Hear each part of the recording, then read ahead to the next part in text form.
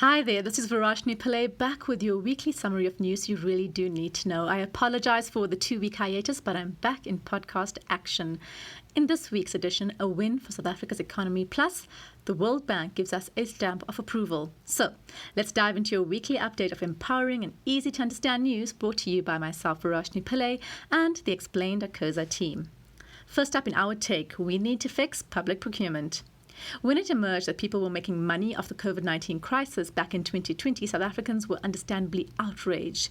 Now, the Special Investigative Unit, who are government's watchdogs on how public money is spent 18 months investigating COVID-19 spending across all forms of government.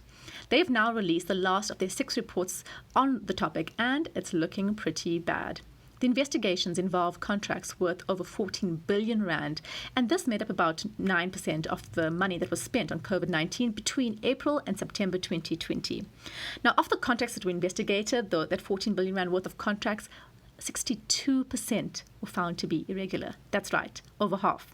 Now, those implicated run the gamut from ministers to mayors, MECs, and captains, colonels, as well as chief financial officers, directors, and heads of department.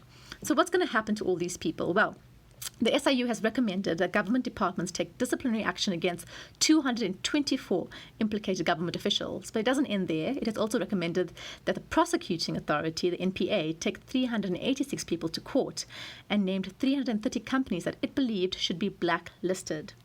But how do we prevent these sort of procurement issues from happening full stop? It's one thing to go ahead and look back and fix it and, take accountability, do accountability, but how do we stop it from happening? We like governance experts Ivor Chipkin and Raphael Later's take on this very issue in Sunday Times last week.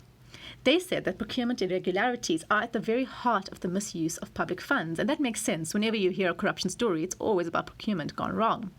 They said that the system needs to be completely overhauled, and even said that it's overly fragmented. In an effort to make it more immune to corruption, it's made it, in a sense, too complicated for those who want to use it to actually use.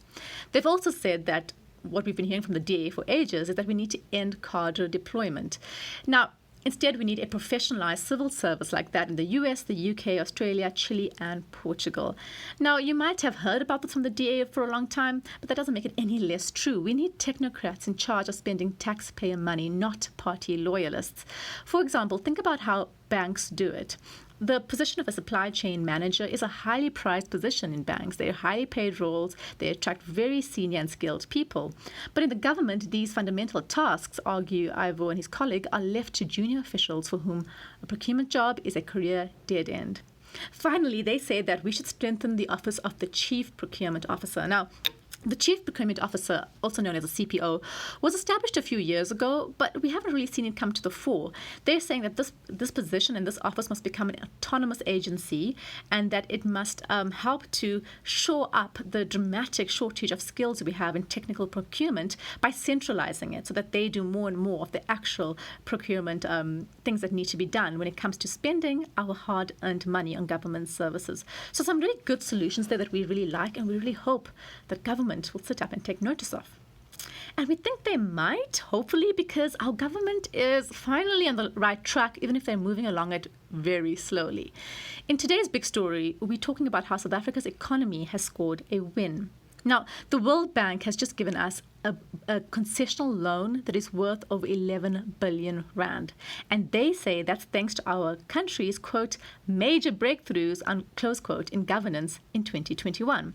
So what could they possibly mean? Because for you and I sitting at home, it felt like all we did was sit in darkness during lockdown, watching our economy spiral into a death spiral. But they say we've made some good strides. Firstly, digitizing social grants and health programs.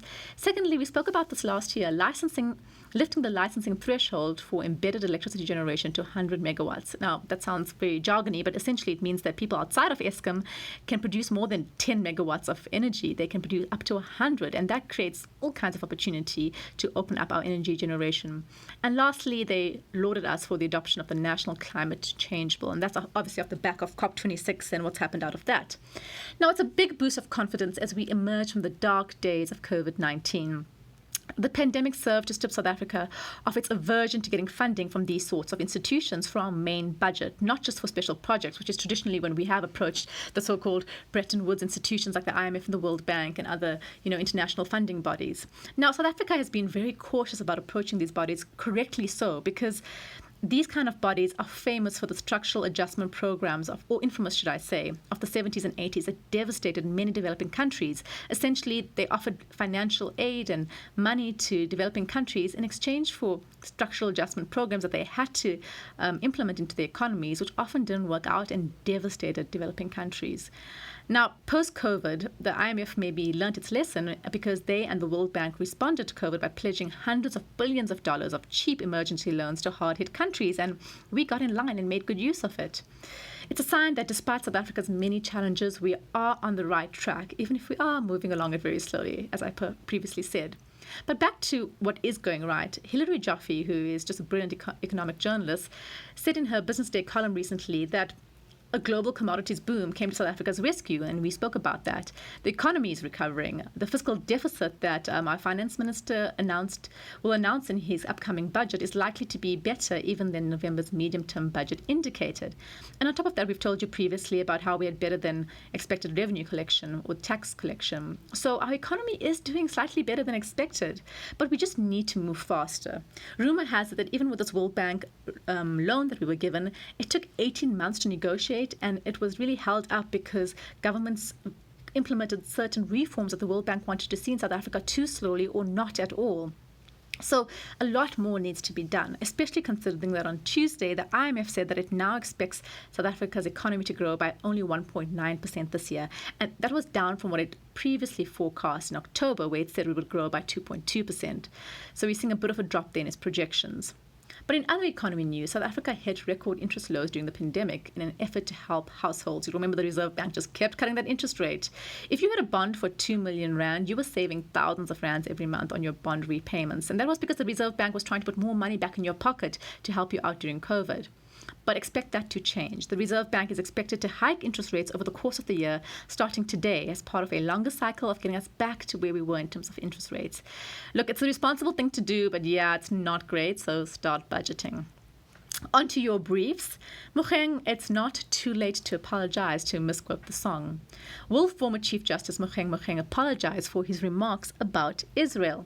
He has 1 week to do so after the Judicial Conduct Committee found that he breached the Code of Conduct for judges by becoming involved in a political controversy. It's a first for a Chief Justice in South Africa. The background. Mogoeng participated in a webinar with the Jerusalem Post in June last year, and he was asked about Israel's tense diplomatic relations with South Africa over Palestine. South Africa is, of course, pro-Palestine. Now, while stating he was bound by the country's policies, Mogoeng, who is a conservative Christian who is very pro-Israel, he equated the modern-day state of Israel to the Jerusalem of the Bible, a view taken by followers of certain evangelical churches. He said he was bound to love Israel, and any hatred of the country would, quote, attract unprecedented curses upon our nation, close quote. By saying this, he effectively sided with Israel over Palestine. Last year, Human Rights Watch released a report accusing Israel officials of the crimes of apartheid and persecution, and there's growing mainstream criticism against the Israeli state. Now, you may be thinking Mogoeng's actual remarks weren't too bad. The same is preached in some churches across the country. The difference is that Mogoeng is a judge mandated to remain impartial and uphold the crucial independence of the court. But he has declared that he will never apologize, quote, even if 50 million people were to march every day for 10 years, close quote. In Sir Elton John's words, sorry seems to be the hardest word. So what is he going to do? His next step is to challenge the ruling court. It's not the first time Mogoeng, who is also a former lay pastor, made news for the wrong reasons before he vacated his post in October last year. He previously claimed the COVID-19 vaccine was aligned with the devil and that with the power of prayer he cured a couple of HIV and AIDS. Now, if you're wondering who is taking over from Mogoeng, we'll soon know. The 4 nominees will sit down for JSE interviews next week. We're glad to report that they all have a better record of maintaining the partiality upon which our country's justice system relies. Moving on to some sports news. Inside Cricket South Africa's locker rooms. For the past few years, our national men's cricket team, the Proteas, have been a bit of a sad spectacle on and off the field. But this week, fans are still crowing about series wins against India in both the one-day international and test formats. And there's a real sense of cohesion and camaraderie in the team, led by the mighty and mighty short Temba Bavuma. Off-field, however, the past is catching up with the team's head coach, Mark Boucher, and Cricket South Africa's Director of Cricket and former captain, Graham Smith. Boucher faces charges over various instances of racism and bringing CSA into disrepute. Former teammate Paul Adams said his teammates, including Boucher, had referred to him as brown shit, if you'll excuse my language, during post-match fines meetings while singing an adaptation of Boney M's Brown Girl in the Ring. The body says his charges warrant a dismissal, and we tend to agree, but others don't. Boucher's legal fees are being footed by a group of outraged rich businessmen, according to a report. They believe that he should not be held to account for the comments he made. Now, the men's team has been scarred by a history of racial issues. You may remember the team's first black player, Makhaya Ntini, disclosing how he was ostracized during his early days, or Lungi Ngiri's backlash for his support for the Black Lives Matter movement in 2020. Following the disclosures, Cricket South Africa and the Social Justice and Nation Building Project attempted to tackle racism in cricket with a series of hearings. Now more action is being taken to encourage transformation in cricket to lead us towards bigger wins, as we've seen the Springboks achieve in our transformed rugby. But look, it's not all doom and gloom for South African cricket. A big shout out to the Proteas women's opening batter, Lizelle Lee, who received the 2021 International Cricket Council Women's One-Day International Cricket of the Year accolade. She also ranks first in the women's ODI batting rankings. Men's team, take note. In some politics news, the DA loses more leaders to Mashaba's Action South Africa. If we had a drink for every time that happened, we'd be pretty tipsy. This week, former Midvaal mayor and political wonderkind, Bongani Baloyi, announced that he's joining the Green Party after making waves when he resigned from the DA a month ago. He cited the DA's baggage for his decision, adding that he's heading towards greener pastures. Pun totally intended. The party was formed in 2020 by a disgruntled Mashaba, one of many high-profile black leaders to abandon the party in recent years as it started catering to a more conservative white base. Other former high-ranking DA members who joined Action SA are John Moodley, Abel Tau, Funzi Ngobeni and Lincoln Mashaba. It's a loss for the DA. Baloyi is something of a superstar mayor, stepping into the role in his 20s and taking Midvaal from the 16th best performing municipality in 2013 to the 5th best performing municipality with improved auditing outcomes. He's a strong contender for Gauteng Premier in the 2024 national elections. In other politics news, the ANC's Lindiwe Sisulu saga over her letter slamming the Constitution continues, pitting her against President Cyril Ramaphosa. Despite the backlash, Sisulu is standing by her words, and she denied a statement by the presidency claiming that she had apologized for her remarks. Maybe she should take a ticket and get in the queue to join Mashaba's party too. On to the larger continent. There's some trouble in East and West Africa this week, and we thought we'd tell you about it. In Malawi, President Lazarus Chakwera appointed new leaders today after dissolving his entire cabinet in a surprise move on Monday. Chakwera said he'd axed the previous lot because of corruption charges against 3 politicians, but that doesn't quite add up. It sounds like he's trying to show up his support in the coalition government. Reuters reports he was facing increasing rebellion from within the coalition, with many of its members accusing his party of corruption, nepotism, and pushing Malawi to the brink of economic crisis. Also, 2 politicians touted to challenge him in the 2025 elections were arrested, so all not looking rosy for Malawi's president. Meanwhile, over in West Africa, Burkina Faso has no president. President Roch Kabore was overthrown by dissident forces on Monday. The unrest this week followed months of protests and calls for Kabore to resign, citing his failure to quell an insurgency from militants linked to Al-Qaeda and the Islamic State group.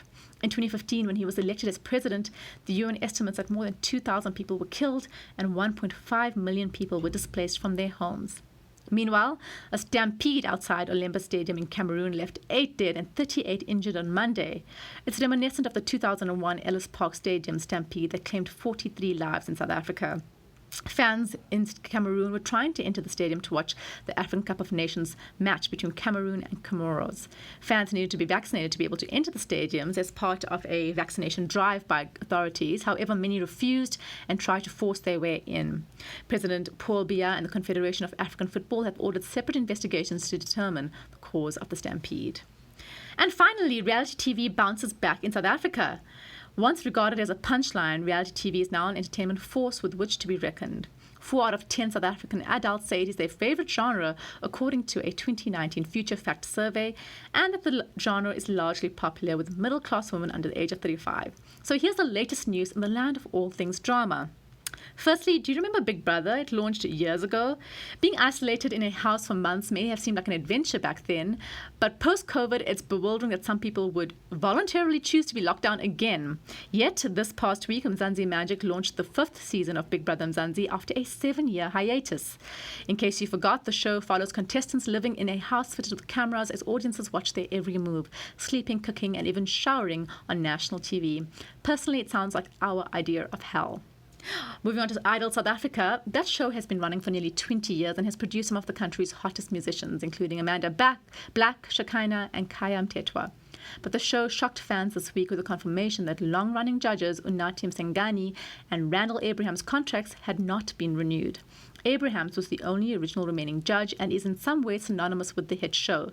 Sources alleged in City Press that the departure of the duo was tied to the return of Judge Somizi Mhlongo, who abruptly went on a break after allegations that he abused his husband Mohale Motwang surfaced last year. Now, prior to Mhlongo's departure, the show averaged 1 million viewers, but took a dip to just under 700,000 while he was away. So it looks like the show was willing to get him back on, even if it meant losing the other two. And finally, the wildly popular Real Housewives of Durban and Johannesburg franchises also make a comeback this year. The series features wealthy housewives who go about their businesses, navigating friendship, business, and shopping. Tough indeed. Viewers might get the inside scoop of how former President Jacob Zuma's family reacted to his imprisonment as his former fiancée and mother of his child, Nonkanyiso Konko, otherwise known as Lakonko, returns to the show for its 2nd season. That's it from us at The Wrap, an award-winning product of Explain.coza, simple news summaries for busy people. The Wrap is sponsored by Explain.coza's agency division. We specialize in content marketing for purpose-driven organizations, often with a pan-African reach. Mail info at Explain.coza for a quote. Lastly, remember to share the love. Tell your friends to sign up for the updates at Explain.coza/subscribe. Till next time, goodbye from the team.